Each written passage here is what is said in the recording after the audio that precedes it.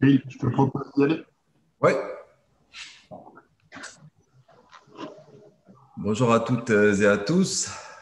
Bienvenue dans ce Zoom organisé par l'Union nationale des entreprises adaptées.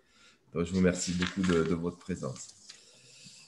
Donc, en introduction, nous avons voulu organiser ce Zoom rapidement dans le cadre des démarches de consortium que nous avons mis en œuvre déjà octobre suivant la circulaire de la DGFP, qui confirme la possibilité de création d'un ou plusieurs consortiums à vocation de développement économique des entreprises adaptées, avec potentialité d'ailleurs d'y associer aussi les entreprises d'insertion à travers leur propre fonds, qui est le FDI, le Fonds de développement de l'insertion.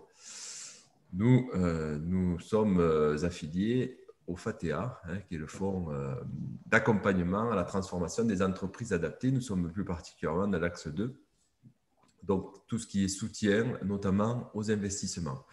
Donc l'UNEA, fort de son désir d'accompagner à conserver le cap, c'est-à-dire donner les moyens aux entreprises adaptées de concourir à un maximum de création dans l'emploi, également fort de l'étude Accenture qui légitime le positionnement sur deux gisements d'activités industrielles relocalisables dans les entreprises adaptées pour la France, nous avons décidé de tenter cette aventure et de la tenter ensemble. Donc, aujourd'hui, nous avons un grand succès autour de ces consortiums.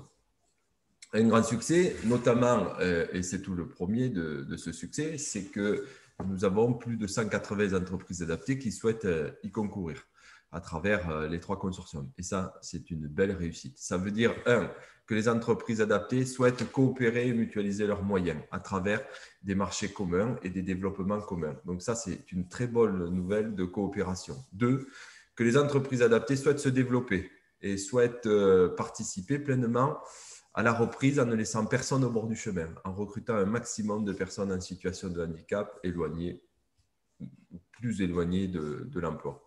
Ce que j'appelle les plus éloignées de l'emploi, c'est les personnes exclues, qui sont en marge et qui sont pas repérées notamment par nos partenaires emploi. Donc, dans ce cadre de ces démarches, nous avons organisé un Zoom qui va se dérouler ainsi. Donc, je vais faire un récapitulatif des principales étapes et de la situation où on en est et la manière dont on va essayer de répondre tous ensemble dans les délais qui sont extrêmement contraints et difficiles qui nous sont imposés par l'État. Ensuite, Accenture nous fera un exposé justement de l'étude qui légitime les gisements et qui légitime donc les études de marché. Nous verrons avec Sébastien Citerne et KPMG les points calendrier et méthode. Vous verrez que ce sont des points resserrés. Même si l'UNEA va vous mettre à disposition un maximum d'informations et d'éléments vous permettant de répondre administrativement à toutes les exigences de vos directs et de la DGFP, vous verrez que quand même, il y a des actions à mener. Ensuite, nous aurons un temps d'échange d'une vingtaine de minutes entre tous les participants au consortium et également une présentation de la manière dont va s'articuler les consortiums dans les prochaines années et comment opérationnellement nous allons mettre en place une gouvernance structurante pour réguler et arbitrer les différents éléments du consortium, notamment basés sur les premières expériences que l'on a vécues ensemble pour ceux qui sont déjà sur des groupements à travers la confection textile ou à travers 360 qui est un petit projet autour du centre d'appel. Donc, concernant ce présent consortium qui relève de l'activité automobile, si je ne me trompe pas. Donc, Absolument. sur ces activités automobiles, Accenture reviendra dessus. Il s'agit évidemment là d'un projet industriel sur lequel on va se positionner ensemble. Alors, quand je dis ensemble, Moi, je représente l'UNEA ici, et donc en qualité de président de l'Union nationale des entreprises adaptées, notre rôle sera évidemment d'organiser, coordonner, accompagner toutes les entreprises adaptées à acquérir les compétences, les moyens et l'ensemble des dispositions lui permettant d'investir et de réaliser les tâches qui seront convenues entre nous. Et bien sûr, de mettre en place des moyens, notamment à travers KPMG, à travers l'Académie UNEA, un ensemble de dispositifs vous permettant justement de monter en puissance, d'affirmer les investissements et de réaliser l'exploitation attendue. Donc, sur la partie administrative, aujourd'hui, donc comme je le disais tout à l'heure, nous avons beaucoup de succès et c'est une bonne chose. Vous savez, on a deux éléments. On a un élément de contrainte qui est lié aux enveloppes budgétaires. Aujourd'hui, sur les grandes masses, l'axe 2 du FATEA est un succès puisqu'on a à peu près, dans une estimation quantitative, environ quasiment 60 millions d'euros qui ont été sollicités par toutes les entreprises adaptées.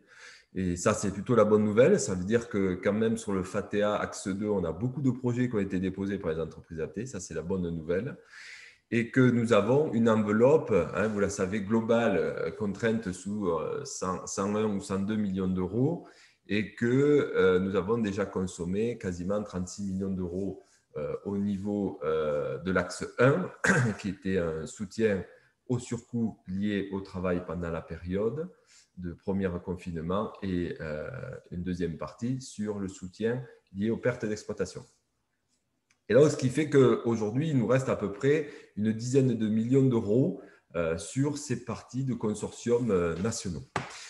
Donc, entre ces enveloppes contraintes et surtout les délais, puisqu'il va falloir remettre tous les dossiers individuels EA par EA, bien que nous ayons demandé des facilitations que nous n'avons pas obtenues, malheureusement, et c'était des besoins que l'on demandait depuis le mois de mai, de toute façon, mais je ne vais pas revenir dessus parce que ce n'est pas l'objet de ce Zoom.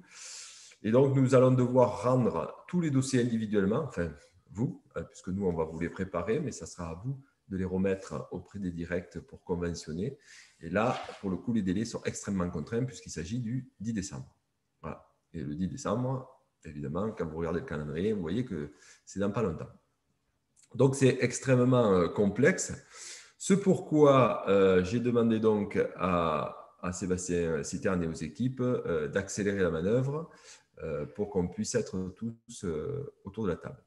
Deuxième chose, les négociations avec l'État, vu l'impact, vu nos engagements aujourd'hui, l'engagement de concourir à la création de 10 000 mises à l'emploi à travers ces consortiums, font qu'on a un soutien du ministère. Et je rencontre personnellement avec Sébastien Citerne et Sébastien Reynaud, Madame la ministre du Travail, Elisabeth Borne, pour faire un point sur tous ces sujets-là, vendredi à 14h.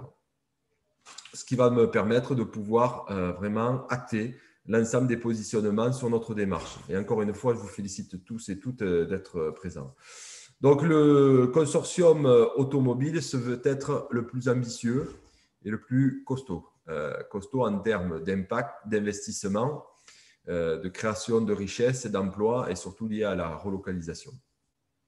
Donc, pour finir, avant de laisser la parole à Accenture pour nous rappeler l'étude d'impact, juste ce que je voulais vous dire aussi, c'est que dans cette première phase, comme je le disais tout à l'heure, il y a une nouvelle enquête qui va être envoyée et donc vous avez commencé à y répondre et j'espère que tout le monde y répondra dans les délais, c'est très important, pour nous permettre de recueillir des éléments, car entre l'enveloppe contrainte et les délais, il n'est pas impossible qu'on n'embarque pas tout le monde dans un premier temps. C'est-à-dire qu'on a déjà pré-négocié, je vais l'acter avec la ministre, qu'on ouvre un FATEA 2. Alors, c'est-à-dire un deuxième FATEA pour 2021, pour qu'on ait là aussi un même fonds d'accompagnement sur des mêmes mécanismes, beaucoup plus flexibles, et surtout, dès le début de l'année, qu'on ne se retrouve pas encore avec des situations sur la rétroactivité, pour que rapidement,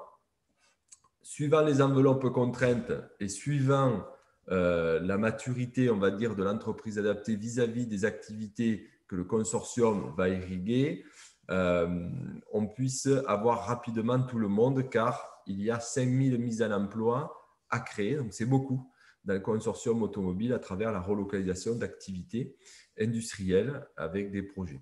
Évidemment, dans l'organisation, et Céline le rappellera tout à l'heure à travers notamment la mise à disposition des éléments de coordination, le consortium automobile aura un rôle et une personnalité de délégué général qui va nous permettre de faire le lien entre nos structures, l'UNEA, l'État et également les clients, hein, puisque nous serons aussi l'UNEA apporteurs d'affaires, évidemment, puisque c'est nous qui irons chercher, négocier des affaires de très grande envergure pour irriguer toutes les entreprises adaptées. Sébastien Citerne, je pense que j'ai fait le tour. Céline aussi.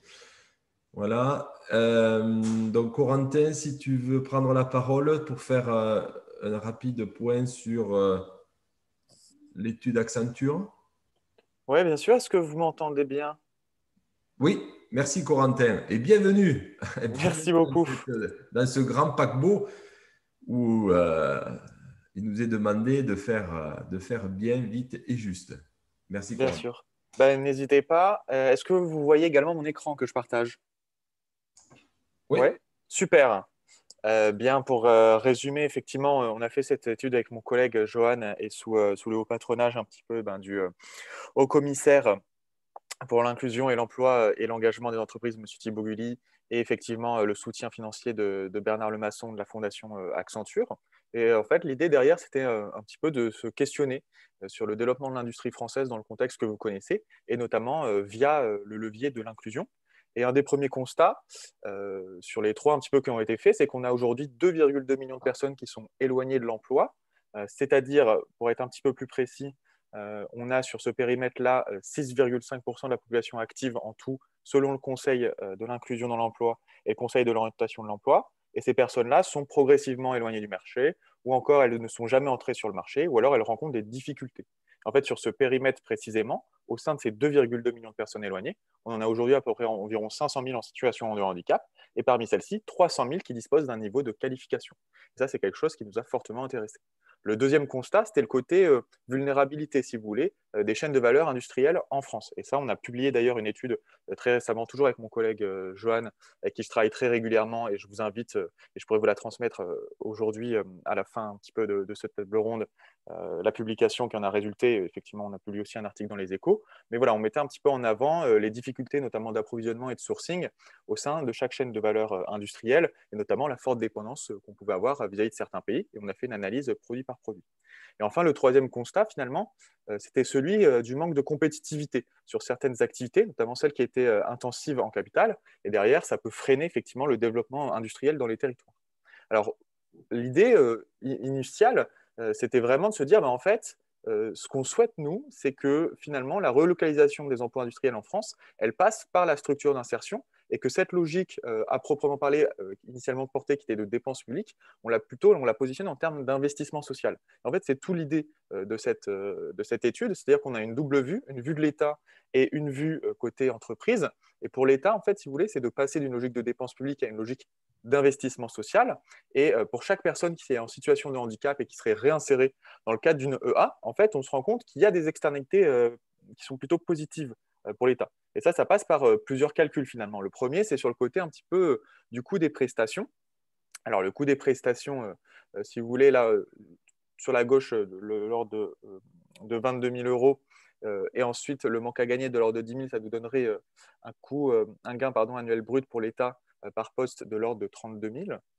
Alors, comment ça se décompose? Ça, c'est tout l'intérêt. C'est qu'on a un côté recette un petit peu, si vous voulez, supplémentaire. Donc, quand vous avez le côté manque à gagner pour l'État, c'est sur ce qui va être les charges salariales, les charges patronales et ainsi que les prélèvements obligatoires, environ 10 000 euros. Et sur le coût un petit peu des prestations sociales, c'est tout ce qui va être RSA, AAH et compléments, ainsi que quelques indemnités chômage et d'autres dépenses sociales sur la base de l'allocation de solidarité spécifique, du complément santé, ainsi que de l'appel chômeur. Et donc, en fait, on arrive effectivement à ce chiffre de 32 000 euros par an pour chaque insertion d'une personne en situation de handicap dans une entreprise adaptée. Et ça, ce serait une forme de gain. Donc effectivement, ensuite, il faut retraiter quelque part le coût de l'insertion. Donc c'est un petit peu les 18 000 euros que vous voyez juste à côté. Et celui-ci, ce coût de l'insertion, en fait, il est sur la base des aides au poste et des compléments, sur la base du régime EA qu'on avait pris en compte au 1er janvier dernier.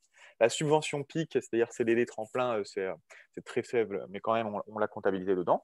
Et les dépenses en fait, sociales de handicap sous forme des compléments de ce côté-ci. En fait, on arrive à cette somme de 14 000 euros qui sont les externalités positives pour l'État et par poste. Et donc, en fait, ces externalités, il faut qu'elles soient financées quelque part pour le besoin de compétitivité. Parce que là, on était du point de vue de l'État, mais il faut aussi que du point de vue de l'entreprise, il y ait derrière quand même des choses qui soient plutôt pertinentes dans le business model de l'entreprise. Et notamment, on s'était penché sur deux choses, et je détaillerai un petit peu plus à l'oral aujourd'hui, effectivement, le côté industrie automobile, parce qu'on s'est penché sur l'assemblage des faisceaux de câbles. Et en fait, on a fait une forme de cadrage de l'écart de compétitivité, donc en kilo-euros par ETP. Donc, cette forme de cadrage, si vous voulez, on peut avoir une forme de réduction AGFIP, réduction des stocks, gain de productivité EA et RSE entreprise. Et en fait, ce sont un petit peu ces leviers qui permettent de réduire l'écart de compétitivité. Et on a uniquement un écart résiduel. Donc, tout à droite, si vous voulez, c'est l'écart résiduel qu'on souhaiterait, nous, financer en puisant dans les gains pour la collectivité, sur les ETP réinsérés par an. C'est-à-dire qu'on a un écart de compétitivité par ETP de l'ordre de 20 000. Si vous voulez, sur la réduction AGFIP, on n'a aucun montant déductible, notamment sur les entreprises de faisceaux électriques, parce qu'elles ont atteint l'obligation d'emploi des TH de 6%, donc on a mis 0. Sur le côté réduction des stocks, de l'ordre de 3,7K, on a le coût de financement d'unité de stock équivalent à peu près à 6% du prix d'achat par unité pour le EM, avec une diminution du stock de 10 jours à 2 jours pour tenir en compte de la réduction du délai de livraison de 3 jours à 1 jour et la disparition des risques du pays. Sur les gains de productivité EA, on a ce fameux 15% entre guillemets d'optimisation des charges fixes indirectes permises par le passage à l'échelle. Et enfin, l'hypothèse RSE entreprise, c'est l'investissement des acheteurs à hauteur d'environ 3% du prix d'achat au titre de la qualité de la production et de la politique RSE.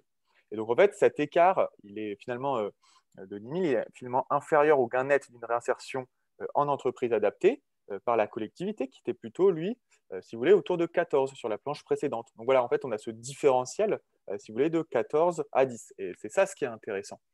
Et nous, ce qu'on souhaiterait finalement, c'est ce côté financement de cet écart résiduel, parce que les impacts derrière sont extrêmement forts en fait, pour l'économie française, et notamment sur le long terme, on serait entre 20 000 et 25 000 emplois sur l'ensemble, donc à la fois de l'industrie automobile, effectivement, et tout ce qui va être reshoring côté aéronautique. Et à horizon 5 ans, on est plutôt sur 8 000 emplois.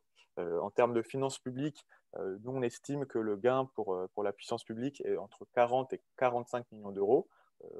Et sur le long terme, par contre, on est plutôt de l'ordre de 120 millions. Donc ça, c'est un petit peu les grandes conclusions qui nous ont drivé pendant cette enquête. Et c'est réalisable avec certaines conditions. Nous, on en avait un petit peu répertorié 5. C'est que cette mise en œuvre d'initiatives de relocalisation d'emplois dans les écosystèmes locaux françaises, elle nécessite un certain nombre de prérequis. Et on avait mis en avant la conception d'une solution économique et financière pérenne pour soutenir les décisions à long terme de relocalisation d'emplois en France, notamment parce qu'il est nécessaire d'absorber l'écart de compétitivité avec les géographies à bas coût dans lesquelles ces emplois sont aujourd'hui localisés. On avait le côté impulsion politique forte en faveur de la logique d'investissement social, avec la définition d'un mécanisme de réduction des écarts de compétitivité. On avait le volontarisme des acteurs et même le volontarisme des acheteurs, puisqu'il y a une implication financière derrière pour tester la démarche à plus grande échelle, quand vous êtes par exemple un assembleur, un OM dans l'automobile. Il y avait également, quatrième point, la mise en place d'un plan d'action à l'échelle nationale sur les mesures concernant la formation, l'accompagnement, les dispositifs d'aide et enfin l'accompagnement du tissu EA pour permettre un passage à l'échelle parce qu'aujourd'hui, on a seulement 1% des EA qui ont plus de 250 salariés. Et ça, c'est ce qu'on souhaitait mettre en avant. Alors, sur les spécificités un petit peu du modèle qu'on a pu mettre en place pour les industries automobiles, en fait, on a analysé la chaîne de valeur de l'automobile sur l'activité assemblage de faisceaux de câbles parce qu'elle nous semblait particulièrement compatible avec une logique de relocalisation par le biais de l'inclusion. Parce qu'en fait, quand on décompose un petit peu la chaîne de valeur de l'automobile, on a plusieurs segments compatibles, par exemple la crémaillère de direction, les panneaux de contrôle, les lève-vitres, les étriers de frein, et ainsi de suite. Vous voyez, on peut décomposer vraiment toute petite catégorie. Et sur l'assemblage de faisceaux de câbles, on s'est dit que c'était très intéressant de se positionner là-dessus parce qu'on avait un ensemble de tâches qui étaient faiblement automatisables, qui étaient assez normées et qui étaient actuellement effectuées sur les marchés à bas coût. Et notamment, c'est quelque chose qui est porté par la MIPI. Donc, on a forcément des critères de sélection de ce maillon assemblage des faisceaux de câbles. Ce qu'on vous disait, donc, c'est peu automatisé à moins de 10%. Il y a une grande diversité des produits sur en fait, la construction des harnais pour les voitures en fonction du modèle. Vous allez retrouver plus de fibres électriques, par exemple, sur une voiture haut de gamme que sur une voiture plutôt entrée de gamme. Vous avez un côté largement délocalisé dans les géographies plutôt à bas coût, et majoritairement en fait, au Maghreb et en Europe de l'Est. Donc il y a une proximité géographique quand même pour la relocalisation. Et ce sont des tâches qui sont plutôt récurrentes, qui sont assez normées, qui sont assez répétitives, parce qu'il y a des enjeux de très forte qualité en fait, et de productivité pour les assembleurs. Donc, ces tâches-là, elles sont intéressantes parce que demain, elles ont quand même une vocation à se développer. Parce que demain, on va se positionner sur le marché, majoritairement, comme vous le savez, de l'électrique, qui va nécessiter d'autant plus de faisceaux de câbles électriques. Et donc, c'est typiquement une activité sur laquelle se positionner. Parce que je crois qu'on estime pratiquement les projections là, que j'ai sous les yeux des immatriculations de voitures électriques et hybrides. Donc, on serait sur du 21% en 2025, selon l'Association pour le développement de la mobilité électrique, contre 6% en 2018 actuellement. Donc voilà, il y a un potentiel, une forme de réserve qui est assez importante. Et enfin, sur les emplois d'opérateurs, pour vous donner un bref aperçu, sur la concentration, on avait estimé à peu près à 21 000, 20 500 en fait, emplois d'opérateurs pour couvrir les besoins des OEM français, dans une logique donc, de relocalisation. Et ces emplois d'opérateurs, ils sont localisés pour la majeure partie au Maroc, Tunisie, et ensuite vont suivre un petit peu l'Allemagne, mais surtout les pays d'Europe de l'Est. Et voilà, c'est aussi ça, sur le côté un petit peu main-d'œuvre mondiale sur les faisceaux électriques, il y a cette obligation finalement d'une proximité en termes de délivré. Et là-dessus, il y a des gains effectivement côté entreprise. Voilà, j'ai un petit peu fait le tour sur le segment spécifique automobile. N'hésitez pas si vous avez quelques questions, ou sinon je les prendrai à la fin de cette table ronde. Et sinon, évidemment, je me tiens à disposition pour apporter des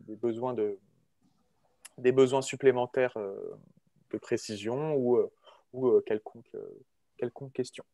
Mais, merci beaucoup, Corentin. Donc, je reprends un petit peu la parole pour préciser qu'on a l'envergure globale de l'enquête Accenture, donc qui légitime la démarche que l'on a ensemble. Alors, c'est un grand projet industriel ambitieux. Il ne s'agit pas de créer et siloter, si vous voulez, pour chaque entreprise, une usine globale. On va pouvoir essayer d'imaginer un ensemble de dispositifs où on partage certains bouts de la chaîne, de la supply chain, comme des activités périphériques, des activités, on va dire, annexes, accessoires, ou alors carrément sur la supply chain, ou bien entendu, avec, je l'espère et je le souhaite, des projets ambitieux. Et c'est là l'enjeu de l'UNEA, que d'accompagner, de faciliter les relations avec l'État, avec la directe, avec la DGFP, voire même avec le ministère de l'Industrie, pour aller chercher, si c'était nécessaire,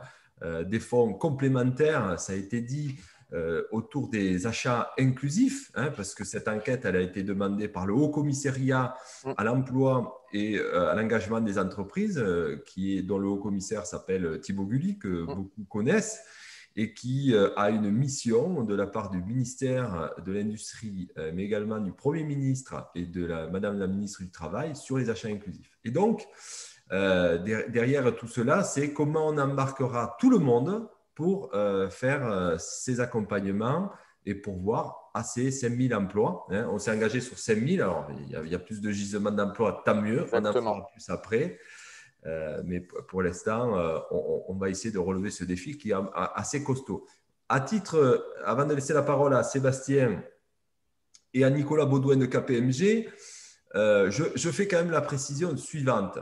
C'est que si ensemble, c'est-à-dire vous, chers adhérents de l'UNEA, et l'UNEA, on ne co-entreprend pas ensemble, si on ne le fait pas, il nous faudrait 35 ans. 35 ans pour réaliser les 10 000 mises à l'emploi. Voilà. Si on suit les courbes de développement classiques des entreprises adaptées. Donc, vous voyez bien que réaliser les 10 000 mises à l'emploi en 2 ans, c'est un défi. C'est ça, garder le cap. On va le faire ensemble. L'UNEA va prendre sa part de risque, sa part de courage, d'audace, avec vous, parce que c'est vous qui nous alimentez, hein, évidemment, au quotidien.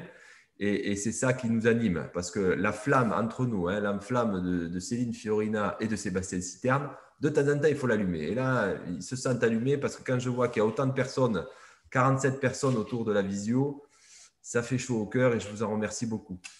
Sébastien Citerne, c'est à toi. Vas-y, fais-nous le show, fais-nous rêver sur la méthode. Un showman, donc ça ne sera pas le cas. Juste rappeler la méthode et la contrainte dans laquelle on est. Tous les dossiers doivent être déposés auprès des services déconcentrés de l'État, donc auprès des services de vote direct, au plus tard le 10 à midi. Donc on est dans cette contrainte-là. Et l'idée est donc de redéposer et d'embarquer la description des projets, comment vous pouvez s'inscrire dans cette démarche de consortium, avec quel niveau de plan de financement. Qu'est-ce que l'on embarque dans votre plan de financement et quelle est l'ambition globale que l'on peut se donner pour votre établissement sur l'accompagnement de la démarche des consortiums. Donc, on est dans cette contrainte-là. C'est pour ça qu'hier, on a lancé, juste avant cette visio, un nouveau questionnaire. Déjà, pour redemander votre intention à poursuivre dans la démarche, pour vous demander sur quel consortium vous étiez engagé. Donc ici, on est en train de parler du consortium automobile. Et derrière, d'essayer d'avoir des premiers éléments de description de ce que vous faites. Déjà, si le projet dans lequel que vous risquez de redéposer fait l'objet d'un complément d'une démarche que vous avez déjà engagée personnellement auprès de votre direct, donc vous avez pu déjà déposer un projet dans le secteur automobile auprès de votre direct pour votre activité traditionnelle. Donc, est-ce qu'on le lie à ce projet-là et que c'est un complément de projet, ou est-ce que derrière, c'est vraiment le projet s'inscrit concrètement et totalement dans une démarche de vouloir mutualiser et coopérer avec l'ensemble des entreprises adaptées, notamment suite aux travaux qui ont été présentés par Accenture et du potentiel de développement sur le secteur automobile. Donc voilà, donc je vais juste vous représenter très rapidement le questionnaire qui vous est demandé. En tout cas, j'espère que vous l'avez déjà tous reçu. Si vous n'avez pas reçu le lien, n'hésitez pas à revenir vers nous et on vous recommuniquera le lien. Mais je sais que quelques personnes ont eu des soucis pour le remplir hier. Donc, c'est une plateforme qui s'appelle SurveyMonkey et sur lequel les navigateurs Internet qui sont préconisés sont Google Chrome et Microsoft Edge notamment. Donc, si vous avez des difficultés pour le remplir, dites-le. On peut aussi vous envoyer la version PDF pour le remplir, mais ça nécessitera une ressaisie. Je ne vous cache pas qu'en ce moment, les temps étant très, très contraints, si on peut s'éviter un temps de ressaisie, ça serait vraiment l'idéal. Donc, ce questionnaire, il reprend bien sûr l'identité de l'entreprise adaptée, le contact et la région d'affectation, en tout cas du projet. Si vous êtes multi-région, précisez bien la région d'affectation du projet. L'intention de vous positionner sur un consortium, donc de choisir le consortium. Alors tout à l'heure, j'ai eu des questions. Est-ce qu'on se positionne sur… on a le choix de remplir le questionnaire qu'une fois? Oui, ça avait été un choix de vouloir se dire on travaille en priorité sur le consortium qui est le plus abouti au niveau de la structure. Vous avez la possibilité de remplir plusieurs fois le questionnaire hein, si vous êtes intéressé sur plusieurs consortiums, mais on n'aura peut-être pas la possibilité d'embarquer tout le monde. Donc, il y aura des choix qui devront être faits notamment au regard de la taille de l'entreprise et de la capacité à mener 3 projets d'envergure qui pourraient être difficiles à mener sur une période courte par les entreprises. Donc, en tout cas, remplissez-le pour un consortium. Si vous êtes intéressé par plusieurs, je vous invite à remplir simplement 2 fois ou 3 fois le questionnaire et on traitera les éléments comme il en faut derrière. Derrière, donc, on vous demande, et c'est une clé d'entrée où on vous demande si vous avez déjà déposé sur l'activité. Donc, par exemple, ici, on est sur l'activité automobile. Est-ce que vous avez déjà déposé auprès des directs dans l'appel à projet du FATEA un dossier qui concerne cette activité-là, oui ou non, et en fonction de ça, on déclenche sur le questionnaire. Donc les questions vont être pratiquement identiques. Je vais me mettre dans le cas d'une nouvelle activité, d'un dépôt non réalisé auprès des services de l'État. Donc, ce que l'on vous demande derrière, c'est si vous êtes déjà positionné sur ces secteurs d'activité. Donc là, sur l'activité secteur automobile, est-ce qu'aujourd'hui, vous avez des activités dans le secteur automobile et pour des prestataires du secteur automobile? Sur quel spectre d'activité? Est-ce que vous faites du câblage, comme ça a été évoqué, comme l'étude Accenture l'a fait, ou est-ce que vous êtes sur d'autres typologies de fabrication? Comment vous pouvez vous engager en termes... quel est votre engagement sur le consortium? Est-ce que c'est avant tout un engagement de moyens ou vous voulez vraiment y mettre un engagement de résultat derrière? Votre estimation de chiffre d'affaires au 31 décembre, alors c'est 2020, au 31 décembre de cette année dans l'activité de ce consortium, si vous êtes déjà positionné sur cette activité, comment vous êtes et quel serait votre chiffre d'affaires sur cette activité? Pour quels principaux clients vous travaillez actuellement? Votre niveau de partenariat, en tout cas de réponse aux acteurs économiques, est-ce que c'est des réponses en direct, déjà en co-traitance, ce qui pourrait, soit avec des entreprises classiques ou des entreprises adaptées, ce qui pourrait faciliter la compréhension et la mise en œuvre du consortium pour ceux qui ont l'habitude de le faire, et la réponse en sous-traitance ou la réponse en sous-traitance avec d'autres acteurs économiques. Sur ce projet-là, quelle est votre ambition et votre projection à fin décembre 2021 en nombre de salariés de production et en encadrant de production que vous pourriez affecter à cette activité? Quelles sont les étapes de une description rapide de votre projet? Est-ce que vous voulez vous positionner sur un métier en particulier dans le secteur automobile? On a parlé dans la présentation de l'activité câblage, ce n'est pas la seule. Il y a plein de services connexes et d'autres activités qui peuvent être embarquées. Derrière, par rapport à votre projet, quels seraient les impacts de votre projet en termes d'activité? Entre guillemets, sur votre projet, quelles seraient les projections de chiffre d'affaires que vous pourriez envisager, et sur votre effectif, quelle serait l'évolution d'effectifs que ça a engendré, donc en positionnement au 31 décembre de l'exercice prochain. Si pour mener votre projet, vous souhaitez vous appuyer sur l'expérimentation CDD tremplin, si oui, sur quelle volumétrie vous envisagez de créer des postes en CDD tremplin?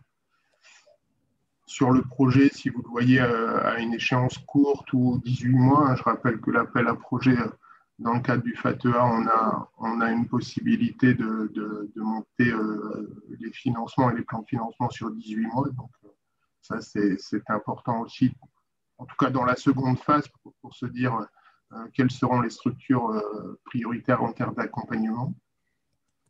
Les montants des investissements qui sont prévus, que ce soit en montant corporel, incorporel, donc qu'est-ce que vous pouvez mettre en termes de machines, parc machine, quelle est votre capacité d'investissement potentiel, et également les dépenses liées à du transfert de compétences pour des activités qui nécessitent du transfert de compétences. La nécessité de savoir si vous avez chiffré un besoin en formation pour vous positionner sur cette activité-là ou pas, si vous avez des besoins en matière de conseil pour parvenir à mener à bien ce projet. Et si vous les avez chiffrées, ces activités de conseil. Derrière,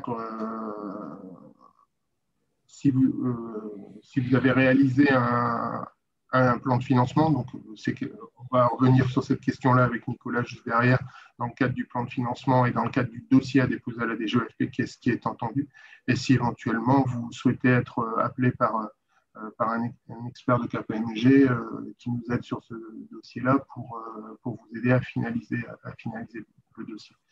Donc voilà, le questionnaire qui vous est poussé aujourd'hui.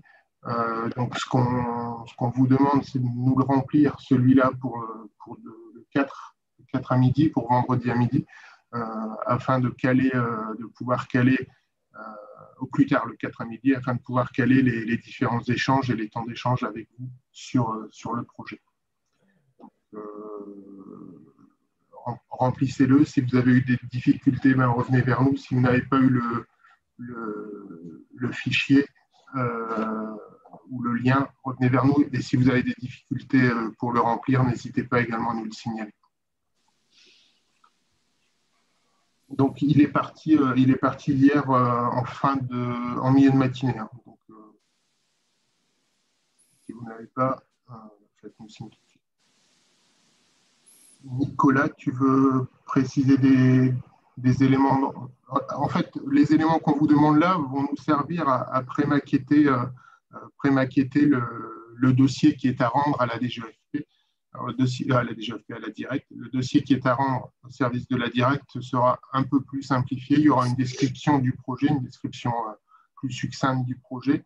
Il faudra le plan de financement lié au projet et il faudra y joindre également le budget prévisionnel de votre entreprise adaptée qui pourra être éventuellement adapté de ce que vous avez déjà déposé dans le cadre de votre dossier individuel auprès des services de l'État en incluant la quote-part du projet que l'on redépose à nouveau. Et ça, c'est un élément important, Sébastien. Le deuxième point, c'est effectivement, c'est un exercice, comme l'a dit Cyril, très sport finalement de le faire aussi rapidement, notamment si vous n'avez pas formalisé à ce jour un projet d'investissement. Donc, si vous avez des perspectives ou des capacités de développement sur de nouveaux clients, si vous avez d'ores et déjà identifié des éléments de développement sur des activités, je pense que c'est vraiment une opportunité d'y répondre. Vous avez forcément des questions d'exactitude de données, des éléments. Je pense que compte tenu du délai, ça n'est pas dans les prochains jours que vous allez avoir des données exactes. Vous devez effectivement vous contenter d'approximations. Et ça, c'est normal et ça sera recadré en début d'année. Mais je pense qu'il est important de saisir cette opportunité. C'est important que l'ensemble des EA puissent montrer qu'elles ont une capacité à accroître et elles ont l'identification de ces éléments-là. Dans le cadre des rendez-vous avec le ministère du Travail, c'est des éléments qui seront aussi valorisés et qui permettront d'amplifier cet élément l'année prochaine par sans doute la possibilité d'avoir un FATEA 2. Et puis, deuxièmement, si vous avez des questions, alors soyez disert sur le questionnaire en termes de description d'activité pour qu'on puisse reprendre des éléments, j'allais dire textuellement. Tout ce que vous pouvez faire dans le questionnaire, c'est des éléments qu'on doit pouvoir reprendre. Si vous avez besoin d'appui sur des questions, n'hésitez pas. Effectivement, il y a une question là-dessus. Et puis, il y a ce double élément d'un plan de financement lié au projet et d'un plan de financement et d'un compte de résultat global de l'activité. C'est ces deux points sur lesquels, bien évidemment, il faut partir des éléments que vous avez aujourd'hui parce que ça, ce n'est pas des éléments on pourra les compléter ou les relire ensemble. On ne pourra pas les bâtir à distance. Voilà. Ok, merci beaucoup, Nicolas. Juste par complétude du propos, les équipes de KPMG viendront à la rencontre de tous ceux qui auront déposé des dossiers, évidemment, lorsqu'on démarrera des consortiums, pour trouver toutes les solutions, pour faire un point, un diagnostic. Donc ça, c'est prévu dans le cadre de la coordination. Vous ne serez pas seul, hein, évidemment, le délégué général ainsi que KPMG viendront à votre rencontre très rapidement. Voilà, ce sera sur fin 2021 ou plus sûrement fin 2020 ou plus sûrement début 2021. Voilà. Tu me rassures parce que là, on est mal. Non, dès le départ, ils viendront trouver des solutions, financement, voire préparer les dossiers complémentaires du fameux FATEA 2 pour soutenir les investissements en prolongement, puisque, j'ai oublié de le dire, évidemment, la DGFP a validé nos dossiers de consortium nationaux au niveau global. Donc ça, c'est bon, c'est validé. On a un accord également de principe sur la coordination de ces consortiums avec des financements ad hoc. Ça aussi, c'est bien. Bon, maintenant, il faut finaliser ensemble. Sachez qu'il y a la deuxième étape FATEA 2 qui embarquera de nouvelles EA et qui fera un complément de dossier, surtout quand il y aura des besoins. Et je pense qu'on va tenter aussi d'y introduire pour le FATEA 2 de 2021 des lignes de crédit, de subventions pour nous aider à faire des investissements dans les locaux aussi, parce que là, pour l'approche industrielle de l'automobile, il me semble important qu'on ait aussi des éléments qui nous aident dans l'investissement immobilier. Voilà, donc j'ai fini ma partie. Donc, ce que je vous propose, c'est de laisser place aux questions-réponses. Donc, pour animer ça, Sébastien Citerne va m'aider. Donc, on a le petit bouton de lever de main. Et pour qu'on tente, alors je ne sais pas comment on va faire, mais est-ce qu'il y a des questions? Oui. Alors, Franck? Oui, bonjour à tous, à toutes. Je vais prendre un investissement simple, 400 000 €. On a déposé sur un FATEA Axe 2. La directe dit « OK, on vous finance 200 000 ». Donc, reste encore 200 à financer. Ça pourrait rentrer dans ce cadre-là, sachant que du coup, tu as 100% de ton investissement qui est financé. Là, je vais laisser répondre Sébastien Citerne. Tu n'auras pas à 100%. Ce qu'ils ont dit dans le projet des consortiums, c'est qu'ils pouvaient déplafonner le montant de ton investissement. Ouais. Donc, là-dessus, ils pourront aller au-delà du plafond, mais tu n'auras jamais 100% de ton financement qui sera pris. Je me doute bien. On demande 75%. Hein. C'est un petit peu dans l'appel à manifestation d'intérêt du FDI. Je ne sais pas si vous l'avez lu. Le déplafonnement va jusqu'à 75%. Et on se positionne aussi. Ok, merci. Ouais. Parce qu'on a tous déjà mis des dossiers FATEA Axe 2. Hein, donc, du coup. Oui. Il y en a pour 58 millions d'euros, Franck. Ah ouais. Ok. 75%, c'est bien, merci. C'est pour ça que dans le questionnaire, Franck, la clé d'entrée, c'est avez-vous déjà déposé un dossier ou pas? Parce que derrière, il va falloir le noter dans le dossier qu'on redépose, que vous avez déjà fait quelque chose pour que la directe ne soit pas prise ne soit pas surprise de la demande à nouveau. Alors, ce qui est normal, puis après, tu as le côté réglementation européenne sur les financements d'investissement et autres. Hein. Tout à fait. Patricia? Bonjour à tous. Alors moi, j'ai des questions beaucoup plus terre à terre de base déjà. Pour monter le dossier, je le trouve assez compliqué en fait. Parce qu'on se pose la question, enfin en tout cas nous, on se pose la question, comment on doit se positionner? Est-ce qu'on doit se positionner sur plutôt parce que Cyril, l'autre fois, tu as abordé le fait qu'il fallait être hyper audacieux, voilà. Et là, on se pose la question en disant qu'est-ce qu'on doit faire? Est-ce qu'on fait quelque chose de raisonnable par rapport à la structure qu'on a et auquel cas on risque d'être peut-être un petit peu en deçà de tout ça? Ou est-ce qu'on lâche plein pot les vannes avec un grand rêve? Et donc ça, c'est ma première question. J'en ai une autre, à savoir qui peut être notre interlocuteur privilégié pour nous aider à répondre à quelques questions et sans déranger toute la communauté. Et enfin, la dernière, j'en étais où? Sur la partie, donc nous on fait un peu d'automobile, mais on fait plutôt ce qui est boîte à vitesse, poignée de porte et choses comme ça. Donc on n'est pas spécialement dans le faisceau, mais on aimerait bien y aller. Qui peut nous aider à dimensionner en fait le financement de l'organisation? Voilà. Alors, déjà, moi je vais être très clair, il faut être audacieux. Donc, il faut y aller parce que si on veut créer des emplois, il va falloir y aller. Alors après, ça va être au consortium de trouver toutes les solutions individuelles. Donc, c'est pour ça que dans un deuxième temps, début 2021, tous ceux qui sont embarqués, là, immédiatement, vont avoir la visite de KPMG pour que justement, ils puissent accompagner, voire redimensionner. Hein, même si le dépôt de dossier est, comment dirais-je, très ambitieux et audacieux, on mettra des étapes. Voilà. Hein. Et ça, c'est le rôle de KPMG et du délégué général du consortium et des équipes UNIA. Donc, pour répondre à ta question, qui peut t'aider à répondre aux premières questions? Donc, il y a le questionnaire. Et ensuite, tu peux envoyer par email toutes tes questions auprès de Céline Fiorina qui diffusera en fonction si c'est Nicolas Baudouin de KPMG, si c'est Accenture, si c'est Sébastien ou moi. On verra tout ça, ça dépend des ordres. Voilà. C'est comme si, par exemple, il y a des problématiques, et je vous le dis de suite, avec les directs qui n'ont pas tous la même interprétation et qui parfois nous cassent les pieds, et je vous le dis, à vouloir nous forcer à faire des tremplins alors qu'il y a 1000 de socles en plus. Moi, ça, je vais régler ça, je vous le dis à tous, le 4 décembre avec on ne peut pas donc verser. Bon, je ferme la parenthèse. Des exemples qu'il peut y avoir ou là dans certains départements. Céline fera juste le renvoi à travers toutes les. Voilà, ça c'était un premier point. J'ai une connexion instable. Je vais grésiller. Donc, soyez audacieux, c'est le questionnaire et c'est précis dans ce questionnaire. Si vous avez envoyé très rapidement à Céline, mais voilà, moi je veux être audacieux. Plus ça me donne les moyens de en 2021. Qu'est-ce que Patricia? Que nous, quand on va t'embarquer dans le dossier consultation 11 décembre, peut-être qu'on va la voilure regarde, etc. Pardon? Ta connexion est vraiment très mauvaise, ça coupe énormément. Excusez-moi. Mieux là?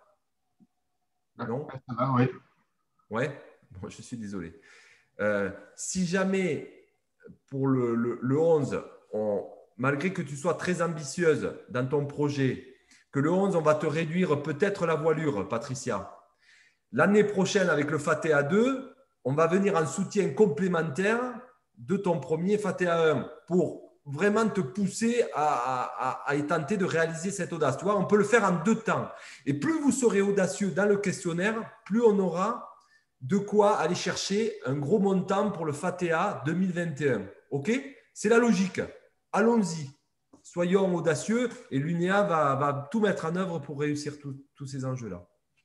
Juste Cyril, pour finir, tu parles de KPMG, mais KPMG, il est financé par qui? On peut s'en servir autant qu'on en a envie ou Alors, il est financé par l'ensemble des consortiums mutualisés FDI FATEA dans le cadre de la coordination. Ça, c'est un accord des GFP. OK. Donc, d'abord, vous passez jusqu'au 11 par Céline, on verra.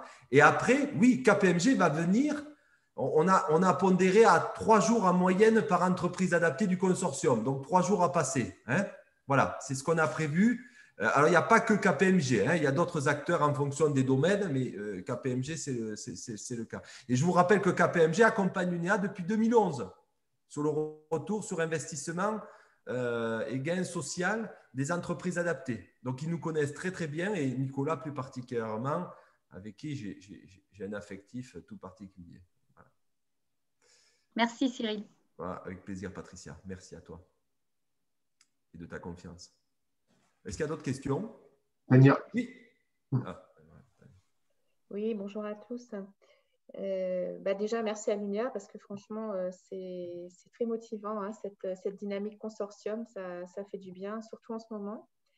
Nous, on a beaucoup perdu puisque nous, on travaille avec l'aéronautique et l'automobile.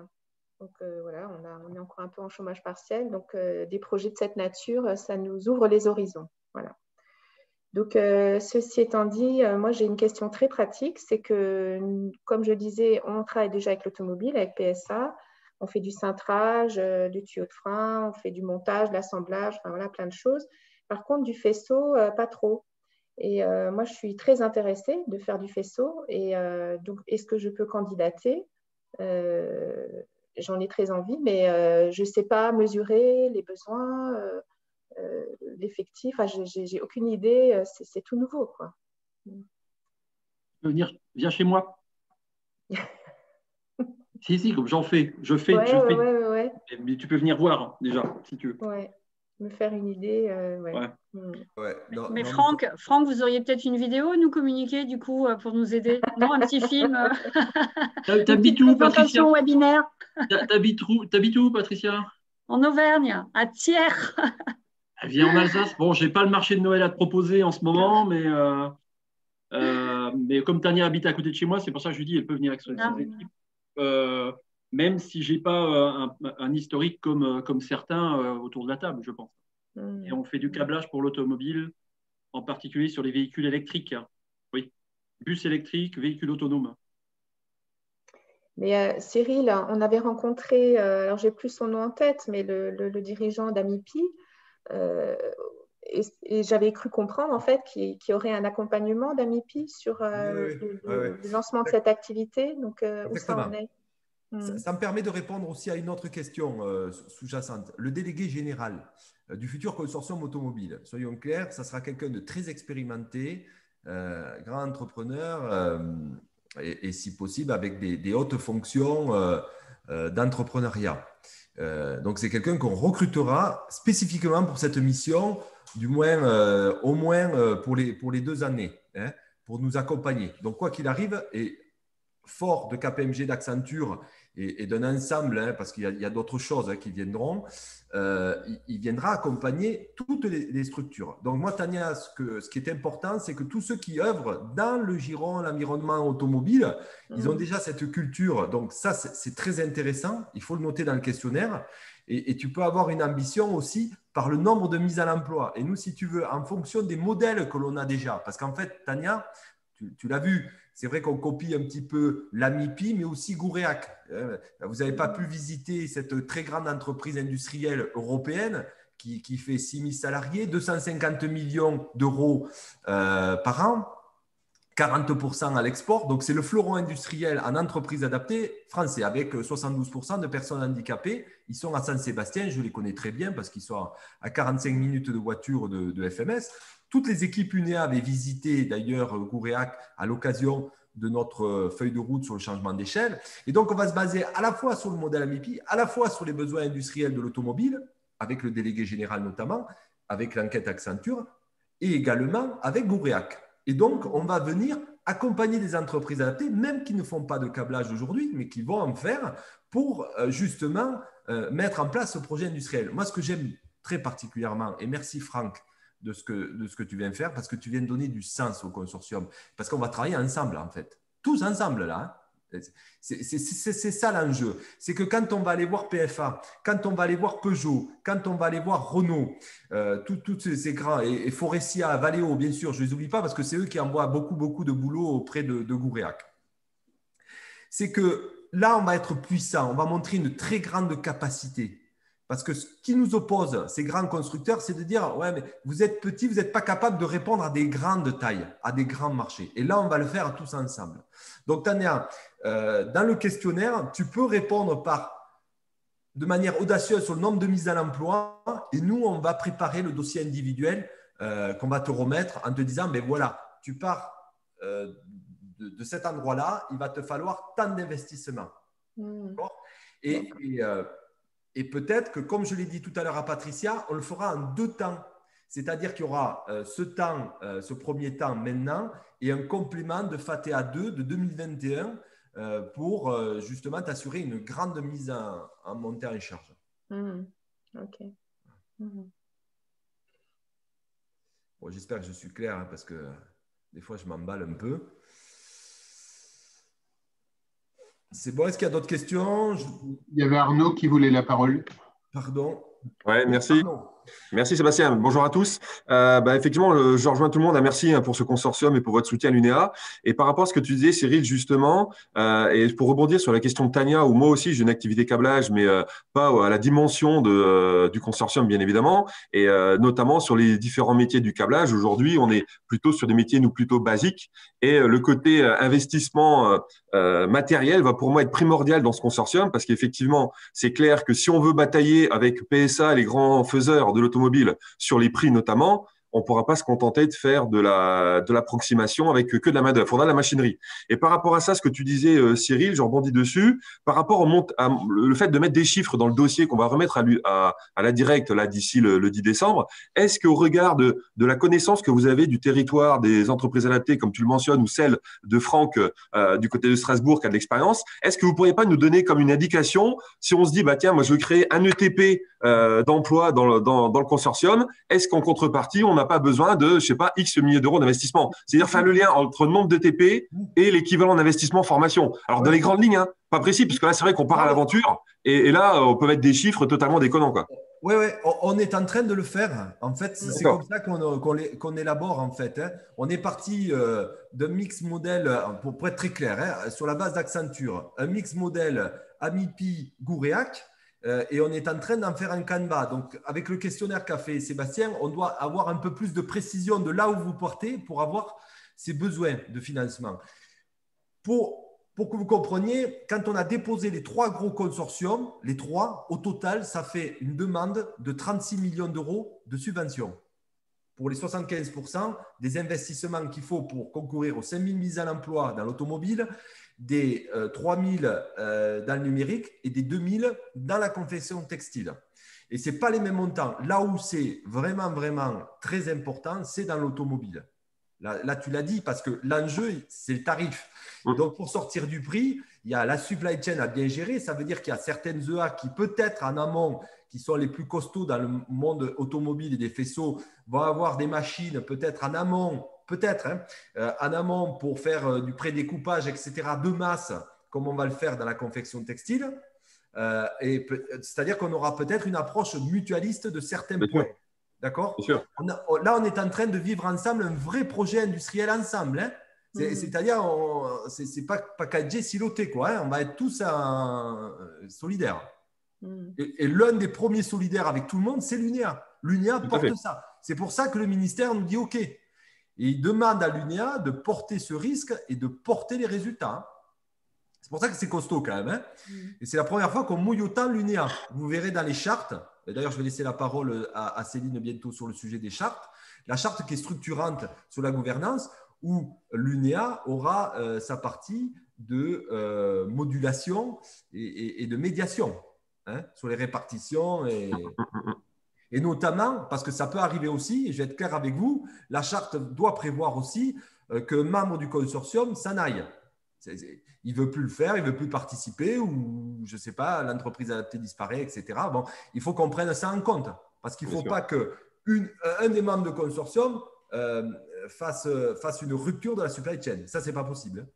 Donc, il faut qu'on soit capable de l'anticiper, de le gérer, de le prévoir. Alors ça, effectivement, tu as tout à fait raison. Et moi, je m'inscris totalement dans le consortium. Et je pense qu'effectivement, c'est le travail ensemble qui va nous permettre d'aller loin par rapport à ce consortium. Par contre, effectivement, moi, c'est une question plus basique pour répondre au dossier de la semaine prochaine. Je comprends bien tout ce que vous avez fait hein, sur les enveloppes demandées à la directe. Hein, mais malgré tout, moi, dans mon dossier de la semaine prochaine, quel montant je mets pour être cohérent, quoi. Parce que autant sur les ETP, je pense que les uns et les autres, on est capable de dire qu'on va embaucher X personnes. Mais après, derrière, c'est les investissements. Et j'ai peur que si on ne demande pas maintenant, si on demande une grosse enveloppe 2021, voilà. Donc c'est un accompagnement plus rapide dont on a besoin, je pense. Oui, non, mais on te donne tout. On va te donner l'annexe 5. Hein, d'accord, ça marche. Et toi, tu vas te l'approprier. À la limite, tu feras quelques allers-retours avec nous, mais on va tout te donner. Bien sûr. Hein. Ouais, ok, ça marche. Ok, super. Merci. Tania, vite fait, après c'est les dernières personnes. C'est juste, tu nous invites à être ambitieux, mais moi j'ai fait les calculs. 5 000 mises à l'emploi dans l'automobile divisé par 47 qu'on est ici, ça fait 100. Donc, c'est quoi être ambitieux pour toi? C'est de dépasser ça, tu peux y aller à fond. Hein. Ouais. Ah ouais, c'est un problème. Ah, mais allez-y à bloc. Parce que on ira chercher du FATEA pour 2022, on ira chercher tout. Hein. Si on fait 40 000 mises à l'emploi, moi je suis ravi. Ah non, mais si vous saviez ce que j'ai mis à FMS en termes d'ambition, moi j'ai mes cadres, ils me disent Cyril, t'es fou. Bah ouais, on verra bien quoi. On va construire des bâtiments. Dans le numérique, moi j'ai mis. Non, je vais être sincère avec vous, quand je fais les calculs, ça fait 750. On est 150, ça fait beaucoup. Bon, on va voir. Hein. Écoutez, j'ai un autre problème, c'est les candidatures, mais on va régler ça aussi avec l'UNEA. C'est les CV qui nous manquent, mais c'est un autre sujet. Voilà. Mais on va le faire. On va le faire. Ils le font en Espagne. Alors, je vais être très, très clair avec vous. Ils le font en Espagne. Alors, je ne vois pas pourquoi ils y arrivent en Espagne et pas nous en France. Bon, je ferme la parenthèse. OK. Céline? Oui, présente. Alors, j'ai un timing de fou. Il est 10h03. Ça veut dire qu'on devrait avoir arrêté depuis 3 minutes. Je vais essayer de vous présenter la démarche de la gouvernance et de la charte en 2 minutes 30. Je vais vous partager mon écran. Alors, la démarche, c'est que ce projet de consortium, son objectif, c'est aussi d'incarner la convergence de plusieurs visions, de plusieurs objectifs. Donc, vous voyez tous mon écran? Tout est tous mon écran? OK, super. Dans ce contexte, en fait, ce projet, il met en système une série d'acteurs. Et comme moi, j'adore ça, il les met en interdépendance. C'est-à-dire qu'on a les EA, vous toutes, vous tous autour de la table, qui portez les savoir-faire, les ambitions, sur un périmètre d'activité parfois géographiquement défini. Vous portez aussi pas mal de volonté de coopération et vous démontrez depuis longtemps que vous êtes en capacité de déployer plusieurs activités. D'ailleurs, c'est ce qui a permis à un certain nombre d'entre vous d'être résilientes pendant la crise, de justement ne pas avoir qu'une seule activité. Donc, le premier acteur, c'est vous, c'est les EA. Le second acteur, c'est l'État et ses institutions qui portent un cadre et une réforme qui nous orientent de plus en plus vers un changement d'échelle important, vers un objectif de création d'emplois ambitieux, ce que disait Cyril, et des modalités d'accompagnement toujours plus efficientes des trajectoires. Donc, on a ce deuxième acteur. Et l'UNEA, finalement, qui souhaite accompagner ce changement d'échelle au bénéfice des personnes en situation de handicap. Et comme le disait Cyril, notamment parce qu'on développe cette capacité à co-entreprendre. Donc ça, c'est nos ingrédients, c'est nos acteurs principaux. L'objectif, c'est donc de réussir à incarner dans une charte qui est en chantier un certain nombre de principes. Pour moi, en fait, ils sont eux-mêmes, peuvent apparaître parfois en contradiction, mais je sais qu'on peut avoir la volonté de les associer. On peut se co-développer, on peut le faire en toute solidarité. On peut créer des conditions de la coopération et avoir l'ambition pour les EA d'être en développement commercial. Le développement commercial n'exclut pas la coopération. Pour moi, c'est embarquer avec. On peut faire de l'innovation et aussi être résilient. Et on a un objectif et on aura un objectif fort de création d'emplois et d'identifier des trajectoires formation et qualification au travers de ces consortiums. L'objectif donc de cette charte qui est en chantier et qui sera soumise à votre lecture, c'est aussi de mettre en place un ensemble organisationnel, une gouvernance qui nous permettra à tous de piloter le projet. Bien évidemment, c'est écrit tout petit, je vais vous épargner le désir de le lire dans les détails, mais l'idée, c'est que l'UNEA va mettre en place un comité de direction. Dans ce cadre-là, elle va s'associer à un certain nombre d'EA qui sont sur une forte expérience dans chaque secteur d'activité. On va aussi créer une instance qui sera un comité stratégique qui pourra embarquer les sponsors industriels, qui pourra embarquer les services de l'emploi, les partenaires formation et les services de l'État financeur, pour aussi surveiller, accompagner, être vigilant à l'ensemble de la démarche.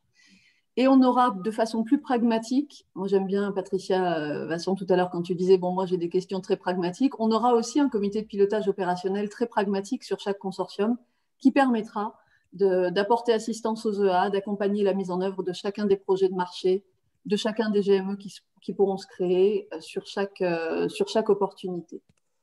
Ça vous sera présenté dans la charte qui sera soumise à votre signature. Donc pour l'instant, je ne vais pas m'y attarder. J'ai des travaux chez moi. Mais ça vous sera envoyé et vous en prendrez connaissance pour pouvoir embarquer dans le consortium. 4 minutes, Cyril, je ne peux pas faire plus court. Merci beaucoup, Céline. Donc, je tenais à vous toutes et à vous tous à vous remercier. On revient vers vous. Donc, n'hésitez pas, Céline a mis dans le chat son email. Elle fera l'aiguilleur pour nous transmettre les éléments et vous y répondre au mieux. Donc, pour vous redire, l'UNEA revient vers vous pour que justement on puisse vous finaliser un dossier annexe 5 préfet, voilà, avec l'ensemble des éléments préétablis, et que vous pourrez ainsi déposer au direct. Donc, soyons audacieux et relevons ce foutu défi, non pas que pour les entreprises adaptées, bien sûr, on le fait pour les entreprises adaptées, mais aussi pour toutes les personnes qui en est le moins possible qui restent au bord du chemin. Parce que c'est ça l'utilité des entreprises adaptées. C'est ça que nous faisons pour la France. Et je vous remercie beaucoup à toutes et à tous. À très bientôt.